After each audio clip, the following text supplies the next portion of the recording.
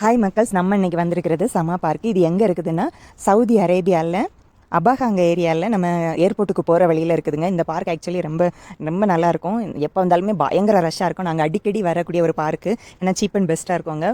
Plus பிள்ளைங்களுக்கு வந்து evening சீக்கிரமாக வந்தோன்னா நிறைய ரஷ்ஷாக இருக்கிறதுனால சரி இன்றைக்கி லேட்டாக போகணும், சாப்பிட்டுட்டு வீட்டிலேருந்து சாப்பிட்டுட்டு மெதுவாக கிளம்பி வந்தவங்க. பார்த்திங்கன்னா இங்கே நிறைய கேம்ஸ் இருக்குது பாருங்கள். பிள்ளைங்க எல்லாமே நல்லா என்ஜாய் பண்ணலாம்.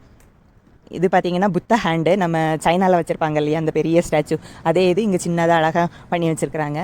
நமக்கு அது சின்னதாக மாதிரி தெரியுது, ஆனால் சின்ன பிள்ளைங்களுக்கு அது பெருசு தாங்க.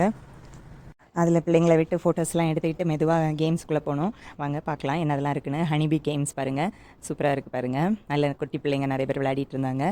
அதுக்கப்புறமா கொலம்பஸ் பார்த்திங்கன்னா இதில் வந்து எனக்கு போகிறதுக்கு கொஞ்சம் பயங்க, ஏன்னா வயிறெல்லாம் ஒரு மாதிரி இழுக்கும், அதனால் நான் போகலை. ஆனால் ஹஸ்பண்டு பிள்ளைங்கள்லாம் போனாங்க, அவங்கெல்லாம் போய் நல்லா என்ஜாய் பண்ணிகிட்டு இருந்தாங்க.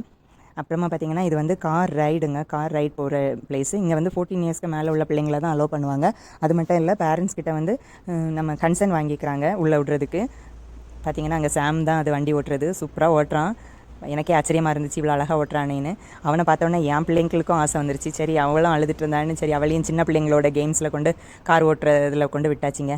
அவளை விட்டால் அடுத்து நமக்கும் சரி ஏதாவது போகலாமேன்னு என்ன போகலான்னு யோசிச்சுட்டு இருந்தோம். சரி நம்ம வந்து ஊஞ்சலில் போய் உட்காந்து கூட சேஃபாக இருக்குமேனு பிள்ளைங்க கூட போய் ஊஞ்சலில் போய் உட்காந்து விளையாடிட்டுருக்குறோம்.